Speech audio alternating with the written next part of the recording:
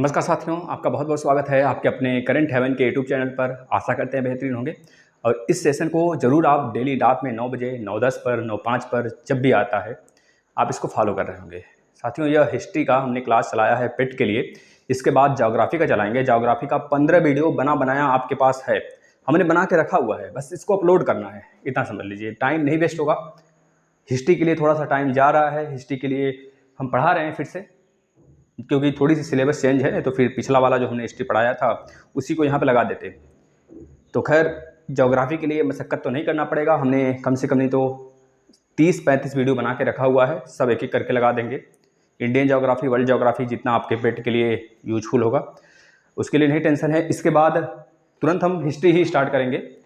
15 से 20 वीडियो या फिर 16 वीडियो, 17 वीडियो, 18 वीडियो ही होगा हिस्ट्री पे, पेट के लिए पूरा कंप्लीट होगा। अभी टॉपिक वाइज थोड़े से हम ला रहे हैं कि जहाँ से मैक्सिमम चांस होते हैं क्वेश्चन पूछने के, वो आप देखते रहिए डेली 9 बजे। और यह नोट्स अपने से बनाइए आप, ठीक है, जिससे कि आपको बहुत ही आसानी होगी। और ज्योग्राफी का टेंशन छोड़ दीजिए, ज्योग्राफी को बिल्कुल भेजे में घुसाने का हमारा पूरा, जैसे पढ़ाएंगे, जैसे जिस प्रकार से मैप से बताएंगे वैसे मैप बना के आप लोग अपना नोट्स बनाते रहिएगा।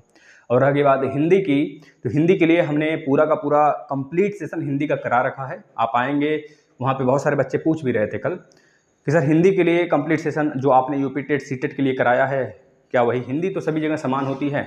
वही हिंदी हम भी पढ़े थे, पढ़ कर गए थे पेट देने के लिए। पेट में हमारा 81 नंबर आया। तो आप लोग भी बहुत अच्छे नंबर लाओगे, इसमें कोई दो राय नहीं है, बस पढ़ते चलिए जो जो पढ़ाते हैं। तो चलिए आप लोग फटाफट शेयर कर दीजिए। आप लोग की संख्या तो बहुत नाजुक होती है, कम होती है।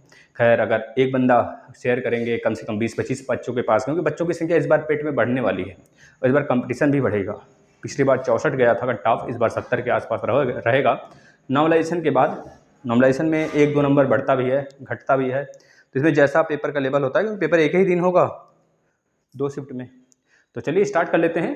आज हम लोग देखेंगे हिस्ट्री का बहुत ही ज़्यादा, मॉडर्न हिस्ट्री का काफ़ी ज़्यादा एक तरह से बर्निंग टॉपिक यह कह लीजिए। यहाँ से काफ़ी ज़्यादा क्वेश्चन पूछा जाता है हर एक एग्जाम में, और पिछली बार पेट में भी पूछा गया था। हमने प्रीवियस ईयर पेपर कराया हुआ है 2021 वाला, आप देख सकते हैं। एक क्वेश्चन आया था उस वाले पे और इस वाले में भी, मतलब दोनों शिफ्ट में आया था। तो आएगा इससे, यह निश्चिंत रहिए। हिस्ट्री है, हिस्ट्री में देखेंगे आज हम लोग भारतीय राष्ट्रीय कांग्रेस के अधिवेशन और अध्यक्षता, और इससे जुड़ी हुई, जैसे कि पहली बार हमारा राष्ट्रगान कब गाया गया, राष्ट्रगीत कब गाया गया, पहली महिला अध्यक्षता किसने किया, बापूजी यानी महात्मा गांधी जी की अध्यक्षता किसने कब किए थे, उनके समय क्या क्या कारनामा हुए थे, सब कुछ देखते चलेंगे। इम्तिहान से आप लोग लास्ट तक बस सुनते चलिए हमें। देखिए, सबसे पहले हम स्टार्ट कर देते हैं। आप लोग लिखना चाहें तो लिखना भी स्टार्ट कर दीजिए। भारतीय राष्ट्रीय का थोड़ा सा फैक्ट जान लीजिए जो कि सारे बच्चों को पता होना चाहिए। भारतीय राष्ट्रीय कांग्रेस के पहले जो अध्यक्ष थे वह थे व्योमेश चंद्र बनर्जी। ये सारे बच्चों को पता होगा, अभी हम लिख भी देंगे। और अगर पूछा जाए पहले अधिवेशन कब हुआ था, तो 1885 में हुआ था, यह बात भी सबको पता है। महात्मा गांधी जी ने सबसे पहले कांग्रेस का जो अधिवेशन किया था, कब किया था, तो बता देंगे 1924 में। बेलगांव अधिवेशन कर्नाटक में हुआ था, ठीक है। इसके बाद जो कांग्रेस की पहली महिला अध्यक्ष किसने किया था, कांग्रेस मतलब आईएनसी इसे कहते हैं, इंडियन नेशनल कांग्रेस। भारतीय राष्ट्रीय कांग्रेस की अध्यक्षता सबसे पहले महिला किसने, कौन सी महिला थी जिन्होंने किया था, तो बता देंगे आप, श्रीमती एनी बेसेंट। इसके बाद भारतीय कौन सी महिला थी सबसे पहले जो की थी, वह सरोजिनी नायडू, श्रीमती सरोजिनी नायडू। वह 1925 में की थी, और यह एनी बेसेंट जो 1917 में की थी। तो पहली महिला बोले या फिर पहली विदेशी महिला बोले, तब आप श्रीमती एनी बेसेंट को ही लगाएंगे, लेकिन पहली भारतीय महिला बोलता है तो आप लगाएंगे सरोजिनी नायडू। इसके बाद आ जाता है कांग्रेस की पहली भारतीय महिला, हो गया भैया। इसके बाद आ जाता है कांग्रेस की अध्यक्ष बनने वाली पहली अंग्रेज कौन थे, बनने वाले पहले अंग्रेज कौन थे, तो जॉर्ज यूल थे। अभी हम क्रम से कराएंगे, क्योंकि पहला, दूसरा, तीसरा, चौथा ये तो सभी लोग को याद होगा, हमको पता है। पहले मुस्लिम अध्यक्ष कौन थे भैया, आईएनसी के, इंडियन नेशनल कांग्रेस के। लिखते चलिएगा, अभी लिखवाएंगे, अभी बस सुन लीजिए कुछ देर। बदरुद्दीन तैयब जी। इसके बाद आज़ादी के समय कांग्रेस के अध्यक्ष कौन थे पूछा जाता है 1947 के समय, तो आचार्य JV कृपलानी थे। तो ये सारी चीज़ें थी। चलिए हम लोग स्टार्ट कर लेते हैं। लिखिएगा पहला अधिवेशन, फर्स्ट अधिवेशन, पहला अधिवेशन, दूसरा अधिवेशन, तीसरा अधिवेशन, चौथा अधिवेशन। ये चारों मोस्ट इंपॉर्टेंट है, ये सारे ट्रिक्स अभी हम याद करेंगे। याद कर लीजिएगा, बंटू बकमा, यह चीज़ ऐसे याद कर लेंगे। देखिए, पहले थे जो हमारा पहला राष्ट्रीय मतलब पहला अधिवेशन हुआ था कांग्रेस का। बार बार हम पूरा अधिवेशन नहीं बोलेंगे, हमेशा यह याद रखिएगा अधिवेशन हुआ था भारतीय राष्ट्रीय कांग्रेस का। सभी लोग अलग अलग जगह और अलग अलग व्यक्तित्व के रूप में सभी लोग किए थे, चाहे मुस्लिम इसमें हो समुदाय, चाहे हिंदू हो, चाहे आपका ब्रिटेन के मतलब कि अंग्रेजी समुदाय हो, है ना, विदेशी समुदाय हो, तो हर एक वर्ग के लोग इसमें, ईसाई भी शामिल थे। तो सारी चीज़ें आप देखते चलेंगे। पहला अधिवेशन जो हुआ था 1885 में हुआ था। 1885 में बेमेश चंद्र बनर्जी, हमने लिखा है बंटू, बे फॉर बेमेश, बेमेश चंद्र बनर्जी ने किया था। कहाँ किया था? बी फॉर बम्बई में, बम्बई में किया था। और इसकी खास बातें भी थी, हर अधिवेशन में कुछ न कुछ खास घटनाएं भी घटती थी। जैसे लॉर्ड डफरिन वायसराय था इस समय। अगर पूछा जाता है कि 1885 में वायसराय कौन था, तो बता देंगे भारत का जो वायसराय था लॉर्ड डफरिन था। तो एक बार हम एक वीडियो और लेकर आएंगे, आपके जितने भी गवर्नर जनरल हुए, फिर गवर्नर जनरल पोस्ट बदलता है, बंगाल के गवर्नर पहले गवर्नर होता है बंगाल का, फिर बंगाल का गवर्नर जनरल बन जाता है, फिर भारत का गवर्नर जनरल बन जाता है, फिर भारत का वायसराय बन जाता है। तो इस प्रकार से इसका पूरा क्रम ही लेकर आएंगे हम नेक्स्ट वीडियो में, आप लोग बस इम्तिनान से पढ़ते रहिए। तो पहला अधिवेशन कहाँ हुआ था भाई? बताएंगे बम्बई में हुआ था। कब हुआ था? 1885 में हुआ था। इसके बाद कौन किया था? बेमेश चंद्र बनर्जी। किसने? व्योमेश चंद्र बनर्जी ने किया था बम्बई में। इस समय कुल प्रतिनिधि कितने थे? क्योंकि पहली बार बन के तैयार हुआ था 1885 में। यह जो कांग्रेस पूरा का पूरा पार्टी है, कांग्रेस के नाम से आईएनसी की अध्यक्षता, जो आईएनसी एक संगठन है, यह बन के इसी वजह से तैयार हुआ था कि भारत को आज़ादी दिलाएंगे, इसके बाद इसका समाप्ति कर दिया जाएगा। लेकिन बाद में एक तरह से देख ही लिए आप, राजनीतिक पूरा का पूरा रूप ले लिया। तो बिमेश चंद्र बनर्जी बम्बई में किए थे, ये चीज़ याद रखेंगे। इस समय डफरिन वायसराय था। अब कुल प्रतिनिधियों की संख्या कितनी थी, मतलब हिस्सा कितने लिए थे इसमें? पहले वाले में 1885 वाले में तो बता देंगे 72 प्रतिनिधि। और संस्थापक कौन था भैया इसका? आपके इंडियन नेशनल कांग्रेस का मतलब बनाने वाला कौन था? तो एक अंग्रेज ही था, जिसका नाम था एलन ओक्टोवियो। लिख लीजिए, इसको जानते एयो ह्यूम करके, एयो ह्यूम करके जानते हैं। तो इसका पूरा नाम लिख लीजिए, एलन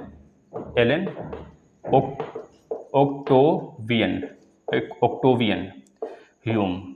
यह इसका पूरा नाम था, जिसमें आपको पूछा जाता है तो आप बता सकते हैं। इसके बाद अगर आपसे पूछा जाता है ये कहाँ हुआ था, तो बता देंगे देखिए यह होने वाला था हमारा कहाँ पे? पुणे में, महाराष्ट्र के पुणे में होने वाला था। लेकिन वहाँ पे एक प्लेग नाम की महामारी फैल गई, जिसकी वजह से वहाँ से उसको ट्रांसफर कर दिया जाता है। महाराष्ट्र में ही गोकुलदास तेजपाल संस्कृत नाम के विश्वविद्यालय में हुआ था। ये बात याद रखेंगे, गोकुलदास तेजपाल संस्कृत विद्यालय में हुआ था। पहला अधिवेशन बंबई में हुआ था। कौन इसका अध्यक्षता किया था भाई? बेमेश चंद्र बनर्जी। दूसरा पे आ जाते हैं, सेकंड कलकत्ता में हुआ था। याद है कि भाई सेकंड कहाँ पे हुआ था? कलकत्ता, के फॉर कलकत्ता। कौन किया था? दादा भाई नौरोजी। दादा भाई नौरोजी को ओल्ड मैन ऑफ इंडिया कहा जाता है, grand old man of India कहा जाता है। इसमें कुल प्रतिनिधियों की संख्या बढ़ गई थी। कब हुआ था? 1886 में हुआ था, 1885 में, 1886 में। कब हुआ था? तो बता देंगे 1886 में हुआ था। कहाँ हुआ था? कलकत्ता में हुआ था। कौन किया था? दादा भाई नौरोजी किए थे। कितने प्रतिनिधि इसमें थे? तो बता देंगे 434 थे। और इस समय कांग्रेस को जो आपका डफरिन था, है ना, कांग्रेस को मतलब डफरिन जो था इस समय बोला था कांग्रेस को, डफरिन जो वायसराय था इस समय, तो बोला था भैया कांग्रेस को कि कांग्रेस एक तरह से, इसमें नहीं, इसके बाद वाले में बोला था, मतलब इसमें कांग्रेस के साथ डफरिन, अंग्रेज का बहुत अच्छा रुझान था। अंग्रेज इसमें कांग्रेस को पूरे संगठन को पार्टी दिए थे, गार्डन पार्टी दिए थे भाई कि आओ चाय पार्टी करो। जिस प्रकार से हम लोग गांव में देखते हैं, बैठते हैं, दो चार लोग आते हैं तो चाय पानी लेके जाते हैं, उसी प्रकार से। अब इसमें दादा भाई नौरोजी 3 बार इसका अधिवेशन करते हैं। कहाँ कहाँ करते हैं इसको बाद में बताएंगे, कब कब करते हैं सुन लीजिए। पहला तो होता है दादा भाई नौरोजी का, ये नौरोजी, दादा भाई नौरोजी 1886 में, दूसरा होता है 1893 में, और तीसरा होता है 1906 में। ये 3 अधिवेशन याद रखेंगे, दादा भाई नौरोजी ने किया था। आपको हमेशा हमेशा याद रखना है कब कब किए थे, अभी बताएंगे। ये जो 1886 वाला है और 1896 वाला है, दोनों तो कलकत्ता में हुआ था, और ये वाला हमारा लाहौर में हुआ था 1893 वाला। तो इसको अभी क्रम से हम चलते हैं। तीसरा आ जाता है, तीसरा, क्योंकि 4 तक 5 तक तो हमको ऐसे याद करना है, उसके बाद सारा नहीं पढ़ना है। 50 अधिवेशन है तो 50 को नहीं याद करना है, कम से कम 20-25 तो याद ही करना है। उसके लिए फैक्ट भी है, क्योंकि उस समय जो घटनाएं घटी थी वह इंपॉर्टेंट हो जाता है। तो तीसरा क्या था भाई? तीसरा था देखिए बंटू यानी कि बनर्जी, नौरोजी, तैयब जी और जॉर्जियल बकमा, मतलब कि बम्बई, कलकत्ता, इसके बाद मद्रास और इलाहाबाद, जो आज प्रयागराज है। तो नौरोजी हो गया। इसके बाद तीसरा 1985, 86, 87, 1887 कहाँ हुआ था? मद्रास में हुआ था। कौन किया था? तैयब जी। इनका नाम क्या था? तैयब, बदरुद्दीन तैयब जी, याद रखना, बदरुद्दीन तैयब जी। मुस्लिम, पहले मुस्लिम कांग्रेस के अध्यक्षता किसने किया था? मुस्लिम पहला कौन था जो कांग्रेस का अध्यक्षता किया था? तो बता देंगे बदरुद्दीन तैयब जी। ये प्रश्न बनता है हमेशा, और पिछली बार भी शायद बहुत बार, हर एक एग्जाम के लिए इंपॉर्टेंट है भैया। कांग्रेस, अगर कांग्रेसी बनों का नारा सबसे पहले इन्हीं के अधिवेशन में दिया गया था 1987 में, कि 1887 में सबसे पहले कांग्रेसी बनों का नारा दिया गया था। और यहीं पर जनता से अपील भी किया गया था कि आप लोग ज़्यादा से ज़्यादा लोग हिस्सा लीजिए, और सरकारी अधिकारियों का विरोध किया गया था। अभी देखे थे ऊपर डफरिन जो है चाय पार्टी का पार्टी दे रहा था इन लोग को, चाय बिस्किट का।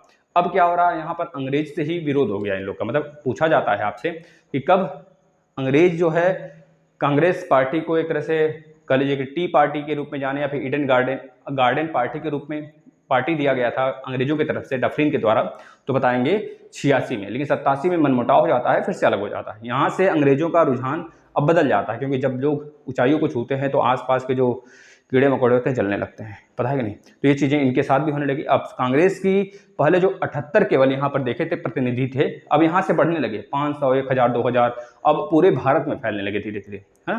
तो यह हर एक वर्ग को इसमें शामिल करने लगे। अब यह नहीं कि अंग्रेज इनसे रुष्ट थे, अंग्रेज रुष्ट भले थे, लेकिन अंग्रेज इनका सहयोग, कुछ अंग्रेज जो सहयोग भी कर रहे थे, है ना। तो याद रखेंगे। तीसरा हो गया। चौथा आ जाइए। चौथा हुआ था 85, 86, 87, 88 में। चौथा जो अधिवेशन हुआ था 1888 में हुआ था। कहाँ हुआ था तो बता देंगे भैया, इलाहाबाद में हुआ था। कब हुआ था? 28 से लेकर 29 दिसंबर, मतलब कि 28-29 दिसंबर को 1888 को हुआ था चौथा अधिवेशन। कौन किया था भाई? बता देंगे, जॉर्ज यूल। ये George Yule, you for you'll. तो जॉर्ज यूल जो थे ये पहले अंग्रेज थे जो कि राष्ट्रीय नेशनल कांग्रेस का अध्यक्षता किए थे, मतलब राष्ट्रीय कांग्रेस का अध्यक्षता किए थे, INC का, इंडियन नेशनल कांग्रेस का। तो ये बातें आप याद रखेंगे। अब इसमें कुछ फैक्ट है चौथे वाले में, 1888 वाले में। क्या फैक्ट है, ध्यान सुनिएगा। अब इसी सेशन में कहा गया था भैया, जो डफरिन था, अब तो रुष्ट हो गया था डफरिन, यही बोला था कि तुम, यानी कि कांग्रेस को बोला गया था, तुम जो छोटे तुच्छ वर्गों का एक तरह से प्रतिनिधित्व करते हो, है ना, यह बोला गया था। उसके तो मतलब कि बहुत सूक्ष्म, तुम्हारी जो संख्या है बहुत सूक्ष्म होने के कारण तुम्हारी यह जो दीवार है कभी कभी ढह जाएगा, कभी न कभी। इसके बाद एक विपिन चंद्र पाल जी थे भाई, इनका कहनाम था कि याचना मांगने वाली संस्था है यह, याचना मतलब भीख मांगने वाली संस्था है। इनके मतलब विपिन चंद्र पाल द्वारा यह बात कही गई थी। इतनी बातें आप लोग कॉपी पे लिखिए फटाफट। पांचवें की तरफ चलते हैं। अब देखिए पांचवा अधिवेशन। अब यहाँ से सिर्फ आपको सुनना है, हमको अब याद करते चलना है, आपको बस सुनते चलना है, आपको बस सुनते चलिए और लिखते चलिए। पांचवा अधिवेशन। अब पांचवा अधिवेशन लिखिएगा, 5th अधिवेशन। ये चारों याद होना चाहिए, बंटू बकमा। 85, 1885, 1886, 1887 और 1888। बस ये ट्रिक है, चारों बहुत बार पूछा जाता है, इसमें 4 ट्रिक से आप याद कर लीजिए। पांचवा अधिवेशन बंबई में हुआ था, 1889 में हुआ था। पांचवा अधिवेशन 1889 में हुआ था। 1889 में हुआ था। कौन किया था? विलियम बेडरबर्न ने किया था। विलियम बेडरबर्न द्वारा किया गया था। यह अधिवेशन क्यों इंपॉर्टेंट है, याद रखेंगे। 21 वर्षीय मताधिकार पारित किया गया था, मतलब 21 वर्ष के लोग भी इसमें शामिल हो जाइए, एक तरह से चुनाव वगैरह देने के लिए आपको पारित कर दिया जाए। चुनाव उस समय नहीं होते थे, मतलब 21 वर्ष के लोग भी इसमें शामिल हो सकते थे। इस अधिवेशन में पहली बार महिलाएं भी भाग लेना स्टार्ट कर दी थी भाई, याद रखना। पांचवा अधिवेशन इसलिए इंपॉर्टेंट हो जाता है क्योंकि इसमें पहली बार महिला भी भागीदार बनने लगी थी।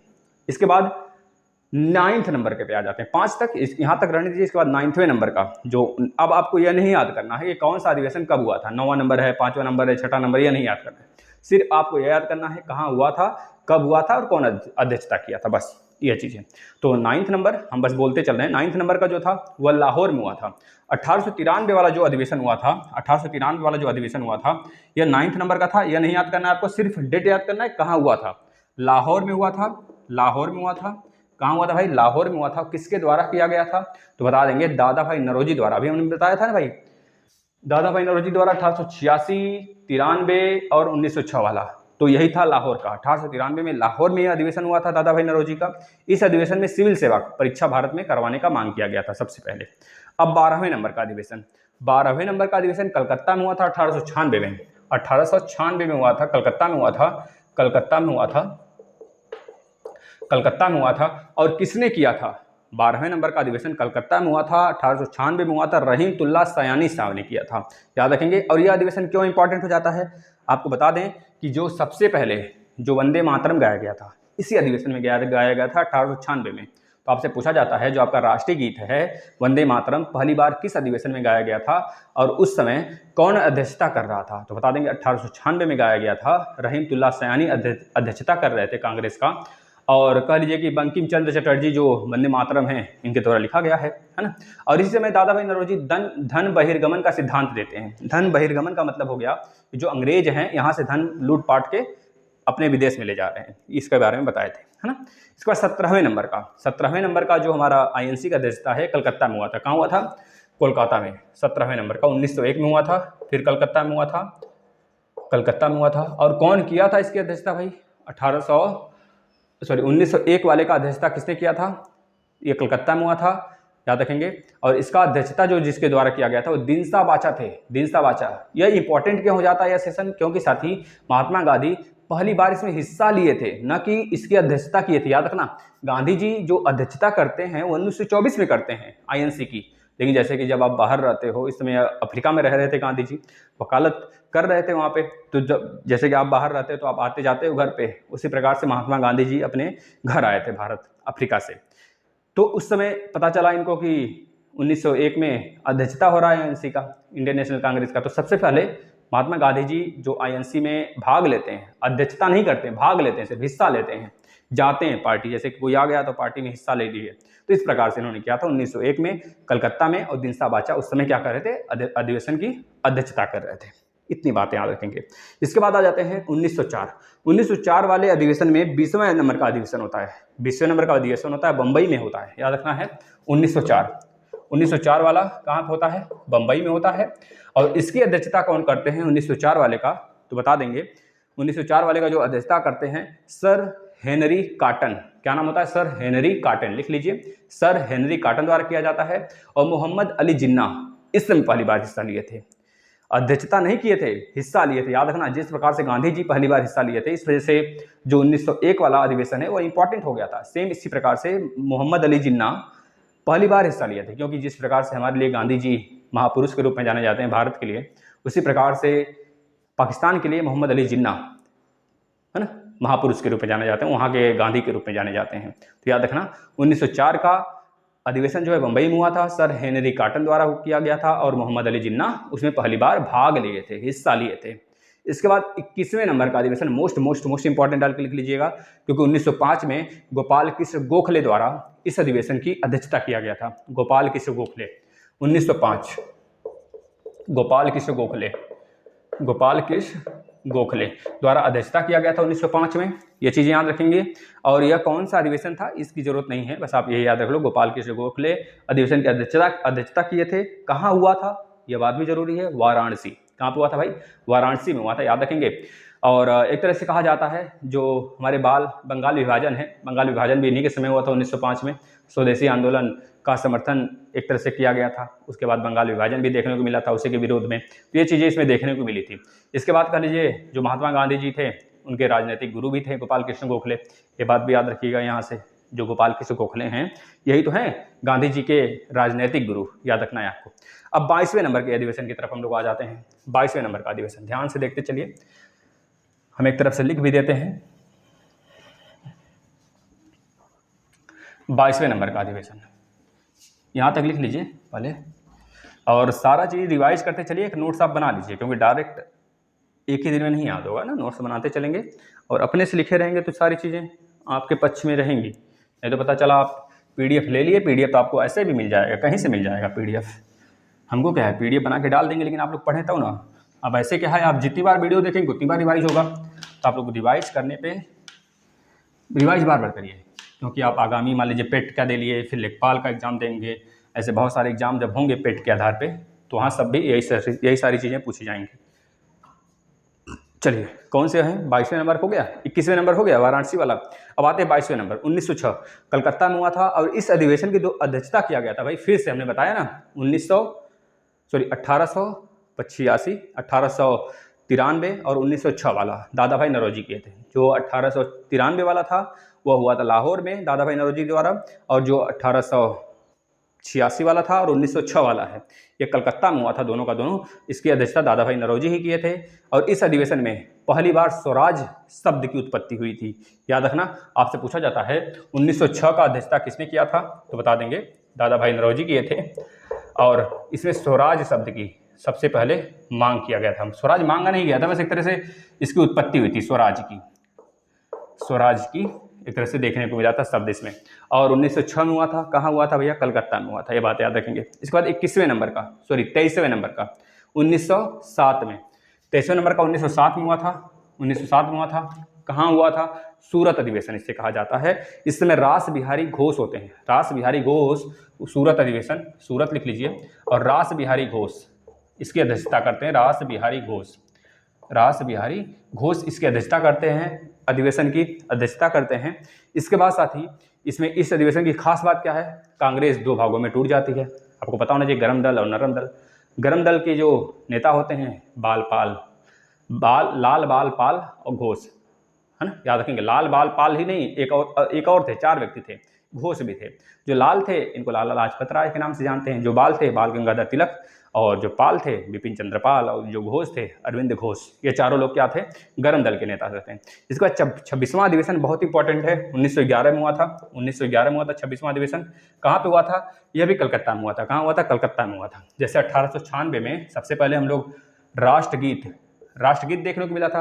अच्छा, राष्ट्रगीत जो है कितने मिनट में गाया, कितने सेकंड में गाया जाता है? 65 सेकंड, याद रखना भाई, है ना। और 1911 का जो अधिवेशन था कलकत्ता में, यहाँ पर सबसे पहले हम लोग को देखने को मिला था राष्ट्रगान। वहाँ पे राष्ट्रगीत 1896 वाले में, और 1911 में यहाँ पे राष्ट्रगान देखने को मिला था। और इसी समय एक्ट बनाया गया था कि दिल्ली भारत की राजधानी बनेगी। एक्ट बना था। पारित कब हुआ था? 1912 में। 1912 में पारित हो गया था, यानी कि भारत की राजधानी बन चुकी थी दिल्ली, है ना। याद रखेंगे। नई दिल्ली कब बनी थी? नई दिल्ली बनी थी 1931 के आसपास में। 1927 में पारित हुआ था। ये बातें याद रखेंगे आप, ठीक है। तो 1911। अच्छा, ये बता दीजिए 1911 से पहले भारत की राजधानी क्या थी? कलकत्ता था कि इलाहाबाद था? बताइएगा। 1911। अब कलकत्ता में यह अधिवेशन होता है, साथ ही किसके द्वारा किया जाता है? बता देंगे नारायण, यानी बिशन नारायण धर द्वारा।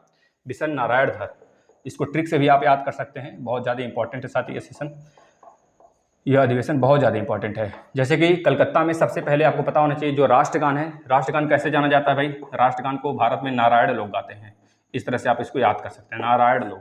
तो नारायण द्वारा इसका अधिवेशन की अध्यक्षता किया जाता है और कलकत्ता में यह होता है। 1911 में साथी यह अधिवेशन होता है। इतनी बातें याद रखेंगे। इसके बाद आ जाते हैं नेक्स्ट। रविन्द्रनाथ टैगोर लिखे होते हैं राष्ट्रगान। आपको पता है 52 सेकंड में गाया जाता है और 65 सेकंड में राष्ट्रगीत। इसके बाद नेक्स्ट आ जाते हैं 27वां अधिवेशन, बांकीपुरा में हुआ था। 27वां कब हुआ था? अच्छा, कब हुआ था? 1912 में हुआ था। 1912 में हुआ था। बांकीपुरा में हुआ था। और कौन किया था बांकीपुरा में? 1912 में कौन किया था? बता देंगे कौन किया था भाई? RN मुधोलकर द्वारा किया गया था। अच्छा, मुधोलकर द्वारा किया गया था। इसमें क्या खास बात थी? जो ह्यूम था, ह्यूम को कांग्रेस का पिता कहा जाता था। इसी में कहा गया था ह्यूम को कांग्रेस का पिता। यह चीज़ याद रखेंगे। इसके बाद आ जाते हैं 31वें नंबर का अधिवेशन। मोस्ट इंपॉर्टेंट डाल के लिखेंगे। 1916 में हुआ था। 31वें नंबर का हुआ था। कहाँ पे हुआ था भाई? 31वें नंबर का लखनऊ में हुआ था अधिवेशन। लखनऊ अधिवेशन 1931। लखनऊ अधिवेशन 1916 में हुआ था, याद रखेंगे। 31वां अधिवेशन था। कौन किया था? अंबिका चरण मजूमदार। अब यहाँ पे खास बात क्यों है सर ये? क्योंकि भाई तिलक हो गई और एनी बेसेंट हो गए। यह दोनों लोग होम रूल लीग की स्थापना किए थे। और उसी समय जिन्ना का एक तरह से कह लीजिए विरोध हुआ था। जिन्ना सहयोग करने से मना कर दिए थे। नहीं, जिन्ना का भी सहयोग था, कह लीजिए जिन्ना का भी सहयोग था कि जो मदन मोहन मालवीय थे यही बस विरोध में थे कि जो हमारे जो एक तरह से जो गरम दल और नरम दल थे ये एक हो गए थे। इनको एक कर दिया गया था। नरम दल गरम दल, इन्हीं दोनों के कारण जो हमारे कह लीजिए एनी बेसेंट हैं और तिलक जी हैं, इन्हीं दोनों के कारण एक हुए थे, फिर से एकजुट हुए थे। बाद में फिर से अलग हो गए थे। और इसके बाद कह लीजिए मुस्लिम लीग जो बटा हुआ था, है ना, यह भी उसी समय मिल गया था। इन्हीं दोनों लोग के कारण ये दोनों लोग क्या गए थे? मिलने पर जोड़ दिए थे। और उसके बाद जो जिन्ना था, जो सच में बंटवाया था, वो फिर से एक करवा देता है, सहयोग करता है। लेकिन यहाँ पर कौन पूछा जाता है, कौन विरोध करता है इसका? तो मदन मोहन मालवीय, जिन्होंने 1916 में आपके BHU की स्थापना किए थे एनी बेसेंट के साथ मिलकर। यह बात याद रखेंगे। और इसी जगह सबसे पहले मांग किया गया था स्वराज मेरा जन्मसिद्ध अधिकार है। ये किसने बोला था? बाल गंगाधर तिलक। याद रखेंगे 31वां अधिवेशन 1916 में लखनऊ अधिवेशन, और अंबिका चरण मजूमदार इसका अध्यक्षता किए थे। इसके बाद हम लोग आगे आ जाते हैं। इसके बाद आ जाते हैं, साथी लिखिएगा, इसके बाद 32वें नंबर का 32वें नंबर का अधिवेशन। 32वें नंबर का अधिवेशन कलकत्ता में होता है, 1917 में होता है। और एनी बेसेंट द्वारा सबसे पहली पूछा जाता भाई, पहली महिला अधिवेशन, पहली महिला जो कि कांग्रेस का अधिवेशन की थी, चाहे वो विदेशी हो चाहे वह पहली महिला हो, इस तरह करके पूछे, चाहे वो विदेशी करके पूछ ले चाहे वो पहली महिला करके पूछ ले। तो याद रखना भैया, आप बताएंगे एनी बेसेंट को कब हुआ था? 1917 में हुआ था। कहाँ हुआ था? कलकत्ता में हुआ था। याद हो गया? आगे चलें। अब इसके बाद आ जाता है, आपसे पूछेगा, आपसे पूछ लेता है कि इस अधिवेशन का क्या खास बात था, तो बता देंगे। जैसे कि 3 महिलाएं, अभी तक बस 3 ही महिलाएं जो अध्यक्षता की हैं कांग्रेस की। एक तो एनी बेसेंट 1917 में, 1925 में सरोजिनी नायडू जो कि यूपी की राज्यपाल भी रह चुकी हैं, है ना। इसके बाद एक नलिनी सेन गुप्ता हैं, वह 1933 में करती हैं। बस 3 महिला के बाद इसके बाद कोई नहीं आता है। इसके बाद आप आगे लिखिएगा, और इसी अधिवेशन में सर्वप्रथम तिरंगे झंडे को भी फहराया जाता है। यह बात भी याद रखेंगे 1917 वाले में, ठीक है भाई। इसके बाद आ जाते हैं साथी 33वां अधिवेशन। 33वां अधिवेशन कहाँ होता है? दिल्ली में होता है। दिल्ली में होता है साथी। कब होता है? 1918 में होता है। कौन करता है अध्यक्षता? मदन मोहन मालवीय करते हैं। मदन मोहन मालवीय करते हैं, जो कि 1916 में BHU की स्थापना कराए थे एनी बेसेंट के साथ मिलकर। इसके बाद आ जाते हैं साथी 33वां। इसमें अच्छा क्या खास बात था? क्या खास बात था? सर्वप्रथम जो हमारे मौलिक अधिकार की मांग की गई थी, इस वजह से यह इंपॉर्टेंट हो जाता है। 1918 में मदन मोहन मालवीय जी ने अध्यक्षता किया था कांग्रेस का, ठीक है भाई, और यह दिल्ली में हुआ था। यह बात याद रखेंगे। इसमें सबसे पहले जो मौलिक अधिकार हमारे संविधान में है, मौलिक अधिकार, उसकी मांग रखी गई थी, जो कि भाग नंबर किसी में, भाग नंबर 3 में है ना भाई, ध्यान से देख लेना। इसके बाद साथी आ जाता है 33वां के बाद, और इसमें और क्या भाई खास बात था? इसमें जो अध्यक्षता दिया जाता है बाल गंगाधर तिलक को दिया गया था। इस वाले सेशन में किसको दिया गया था? बाल गंगाधर तिलक को दिया गया था। लेकिन कुछ कारणवश, कह लीजिए, 1 मिनट रुकना जरा,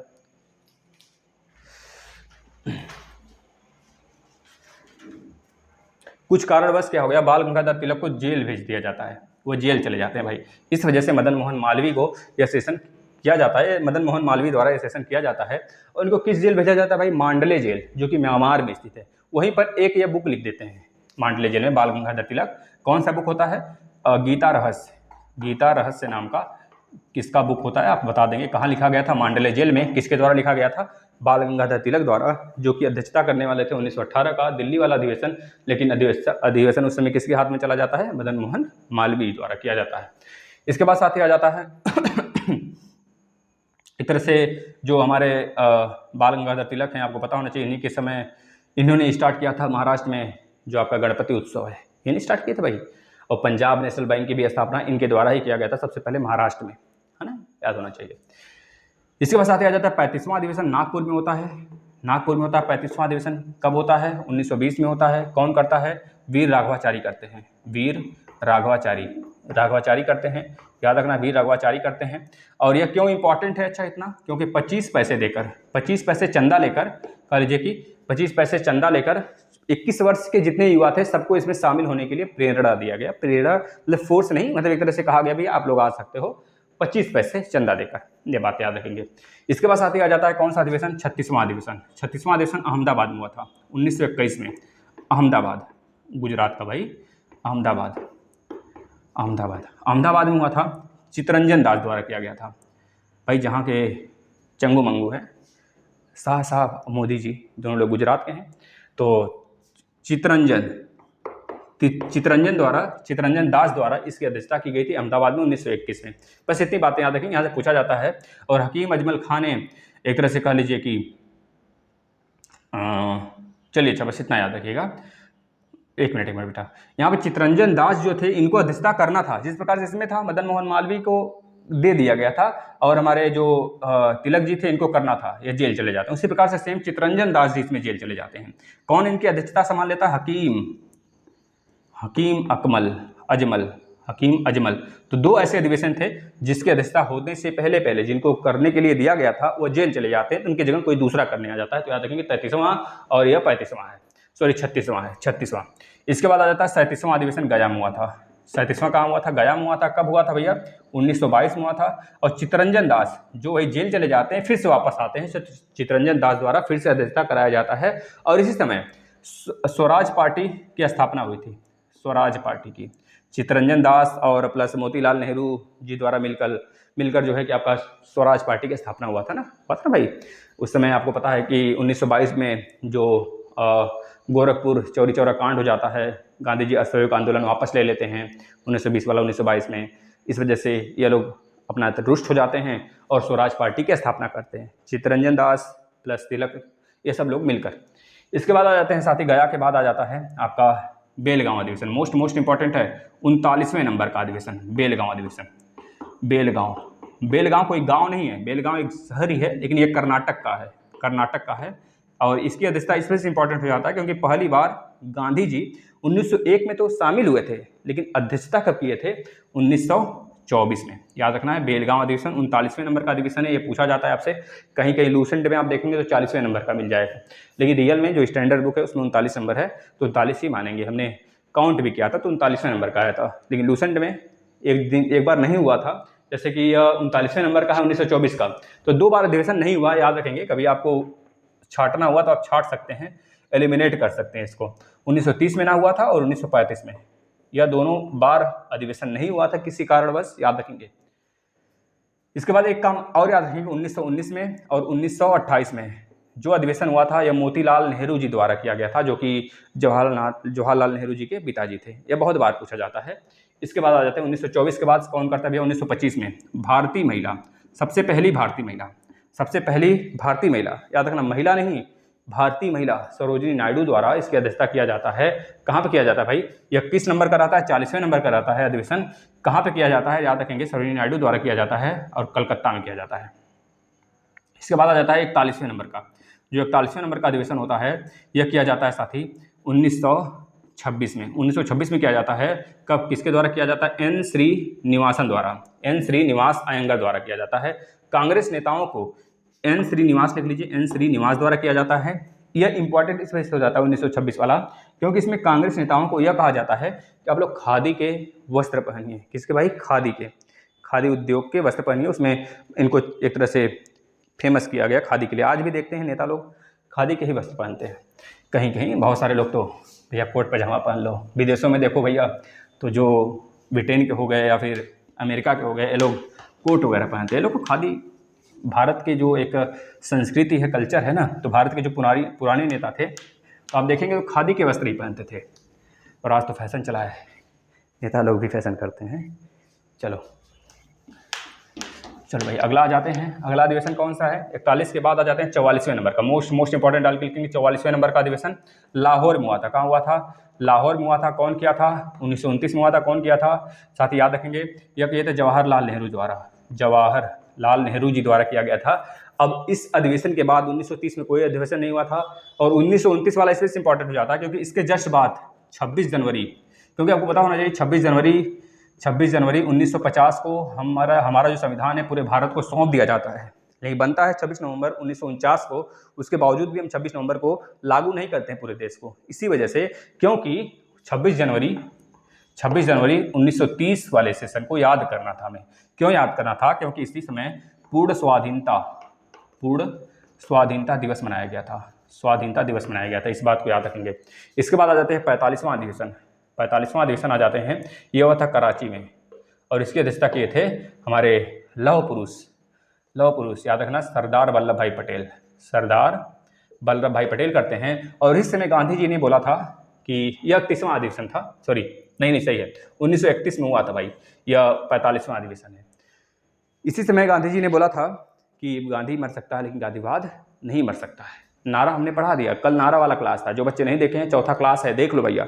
16 क्लास आएगा, इसके बाद ज्योग्राफी आएगा। ज्योग्राफी आपका बना बनाया पड़ा है, हम चाहें तो दोनों पैरेलल लगा देते हैं, दोनों साथ में कंप्लीट हो जाएगा। आपका सेशन 1 महीने में कंप्लीट कर देते हैं पूरा सिलेबस ही, लेकिन आप लोग अपनी संख्या बढ़ा लो तो ठीक है ना। उसके बाद मैथ और रीजनिंग स्टार्ट कर देंगे, लेकिन आप लोग संख्या बढ़ाओ तो ज्योग्राफी का टेंशन है। ज्योग्राफी बन के पड़ा है लैपटॉप में, बस उसको लगाना है, लगा देंगे, इस तरह चलेगा अपना।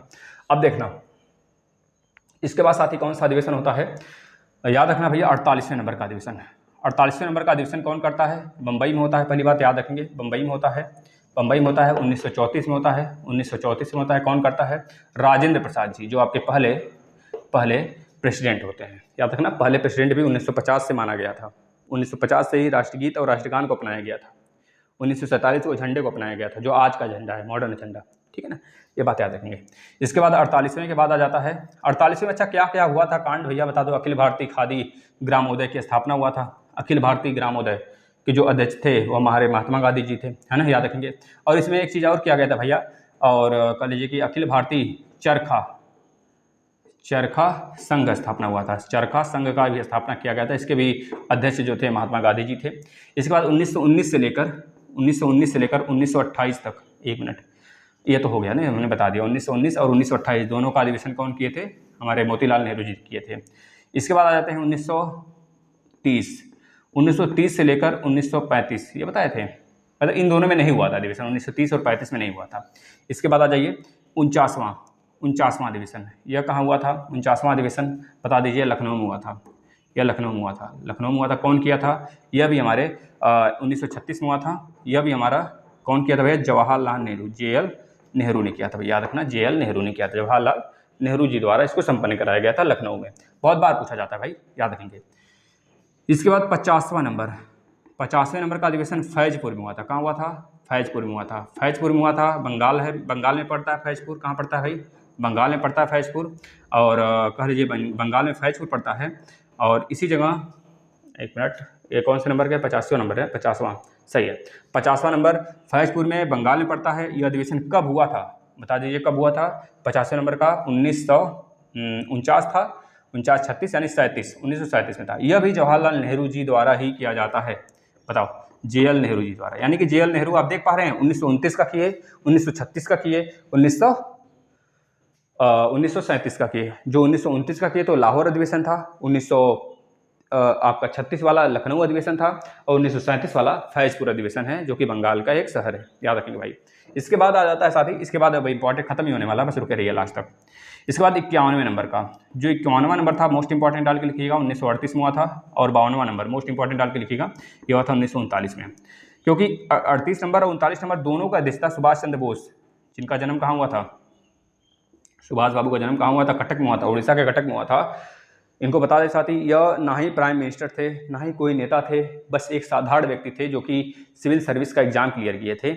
इसके बाद इनको पूरे देश में सभी लोग जानते थे साथी। ये जर्मनी जाते हैं, भेष बदल कर जाते हैं। इनको नज़रबंद किया गया था इन्हीं के घर में अंग्रेजों द्वारा, कि यह तहलका न मचा सकें, एक तरह से क्रांतिकारी के रूप में उभर न सकें, क्योंकि इनके पास जितना ज्ञान था शायद उस समय, क्या इस समय की भी बात कर लो, किसी के पास नहीं है ना। क्योंकि बहुत मायने रखता है सिविल सर्विस। 1904 में क्लियर किए थे। और इसके बाद ये जाते हैं, इनको नज़रबंद कर दिया जाता है, क्रांतिकारी के रूप में उभरते हैं। कहते हैं कि अंग्रेजों के यहाँ गुलामी करने से अच्छा है कि हम अपने भारत में क्रांतिकारी के रूप में उनका सहयोग करें, आज़ादी में सहयोग करें। तो यह इस प्रकार से अपना जो भी करते हैं साथी। यह जर्मनी जाते हैं, जर्मनी के चांस उस समय जो हेड होता है उससे मिलते हैं। वहाँ से जर्मनी का जो हेड होता है उस समय, उसको जो क्या बोलते हैं उसको भाई, हाँ, उसको हुआ जो है कि इनको एक तरह से जो पानी वाली पनडुब्बी होती है उसमें बैठाकर इनको इंडोनेशिया पहुंचाया जाता है दूसरे आधार कार्ड से। इंडोनेशिया नहीं, हाँ, इंडोनेशिया द्वीप पर आते हैं। इंडोनेशिया से फिर जाते हैं जापान में, जापान से सहयोग मांगते हैं। जापान का जो अधिकार था पूरे आपके जो अंडमान निकोबार है उसमें जापान का पहले अधिकार था। जापान अंडमान निकोबार को इनके नाम दे देता है, इनको कर देता है इनके नाम। और 1939 में फॉरवर्ड ब्लॉक की स्थापना हो जाती है। ठीक है, अभी अपना सैनिक खुद तैयार कर लेते हैं।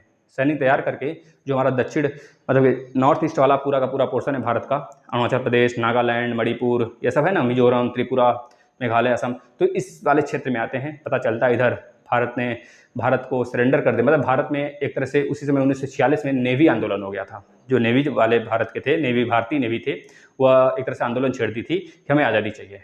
आज़ादी की पूरी गूंज मच चुकी थी और इस वजह से उसी जगह से वह उड़े थे। और इनका हो गया, कुछ हादसा होता है 1947-45 के आसपास, 1948 के आसपास में, पता ही नहीं चलता कि क्या हो गया, कहाँ गए। बाद में कहा जाता है कि न्यूज़ समाचार के माध्यम से इनको सुना भी गया था कि जिंदा हैं, जीवित हैं। उस समय प्लेन क्रैश में इनको नहीं मारे गए थे, बचे हुए थे। ये सारी बातें सुनी जाती हैं, लेकिन बाद में ये चीज़ें याद रखेंगे आप। अब 1938 वाला, 1939 वाला, दोनों सुभाष बाबू करते हैं। सुभाष चंद्र बोस की अध्यक्षता करते हैं, ये बात याद रखेंगे। और 1948 वाला तो ठीक है, ये तो आप बता देंगे कब हुआ था भैया? 1948 कहाँ हुआ था? त्रिपुरा में हुआ था। त्रिपुरी याद आएंगे, त्रिपुरी, सॉरी हरिपुरा भाई, हरिपुरा में हुआ था, यह हरिपुरा में हुआ था, याद रखेंगे। और इस समय इन्होंने क्या कहा था, जो सुभाष चंद्र बोस जी थे ये, इन्होंने रोमन जो लिपि है उसका चलाए, मतलब उसको एक तरह से संपादित कर दिए थे कि भारत में भी लागू हो गया है ना रोमन लिपि। और इन्होंने एक बात और कही थी, जो रजवाड़ा है वो भी हमारे इंडियन नेशनल कांग्रेस में शामिल हो जाएं। अब 1939 में एक तरह से विवाद हो जाता है गांधी जी से इनके में। जीतते तो यही हैं, लेकिन गांधी जी ने पट्टाभी सीतारमैया को अपना कैंडिडेट चुने हुए थे, वह उठे थे कांग्रेस में। पता चलता है यह जब जीत जाते हैं तो गांधी जी एक शब्द बोलते हैं कि पट्टाभी सीतारमैया की हार का मतलब है कि मेरा हार, स्वयं का हार। और यह इस बात को बर्दाश्त नहीं करते हैं, इनको प्रेशर किया जाता है कि आप पद छोड़ दीजिए। अब ये पद छोड़कर उसी समय त्याग दे देते हैं, आईएनसी को त्याग दे देते हैं और अपना फॉरवर्ड ब्लॉक की स्थापना कर लेते हैं। अब यहाँ पे पट्टाभी सीतारमैया कुछ कारणवश यहाँ पे अध्यक्षता नहीं करते हैं। आपसे पूछा जाता है, पट्टाभी सीतारमैया तो उठे थे कैंडिडेट के रूप में, लेकिन 1939 में जो सुभाष चंद्र बाबू जब छोड़ देते हैं यह पद, तो अध्यक्षता कौन करता है कांग्रेस का? राजेंद्र प्रसाद जी, याद रखेंगे भाई, ठीक है ना। राजेंद्र प्रसाद जी एक बार 1934 में किए थे और एक बार करते हैं 1939 में, 2 बार किए थे। इसके बाद आपका 1940 से लेकर 1945 तक द्वितीय विश्व युद्ध छिड़ा हुआ था। तो इस समय जो अध्यक्षता किए थे मौलाना अबुल कलाम। तो पूछा जाता है आपसे, सबसे कम उम्र के आईएनसी का अध्यक्षता करने वाले व्यक्ति मौलाना अबुल कलाम आज़ाद, जो कि शिक्षा मंत्री रहते हैं, याद रखना साथी, ये पूछा जाता है। इनको 1991 में कि 92 में, थोड़ा देख लेना, शायद 1991 में ही इनको भारत रत्न दिया गया है।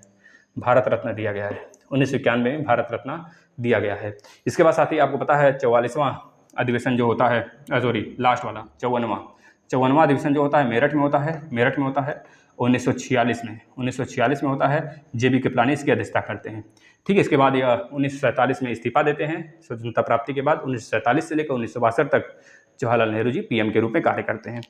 यह बात हो गई। अब कल हम लाने वाले हैं ऐसे ही सेशन आएगा साथी, आपके पूरा का पूरा जो आपके बंगाल के गवर्नर जनरल हैं, भारत के गवर्नर जनरल और भारत के वायसराय, पहला दूसरा अंतिम, ये सब सारी चीज़ें, ठीक है। धन्यवाद। इस सेशन को डेली फॉलो करिए और पिछला वाला जो सेशन है देखिए, ज्योग्राफी का बहुत मस्त तरीके से क्लास सब कुछ बना के रखा है मैप के माध्यम से भाई, पूरा मैप के माध्यम से हम पढ़ाए हुए हैं। डिजिटल क्लास लगेगा आपको पूरा का पूरा, देखिएगा बढ़िया से, पूरा हम बना के रखा हुआ है, उसमें कोई विलंब नहीं होगा, डेली का डेली वो आ जाया करेगा। अगर आपकी संख्या बढ़ जाती है तो उसको भी पैरेलली हम लेकर चलते हैं। 8 बजे से वो क्लास आ जाता, 9 बजे से क्लास आ जाता, लेकिन आप लोग की संख्या बहुत कम है, इस वजह से हम एक ही क्लास लाएंगे जिससे कि आप लोग कम से कम देख लें अच्छे से। और रही बात मैथ रीजनिंग का, तो 10 क्लास पर्याप्त रहेगा उसके लिए। धन्यवाद।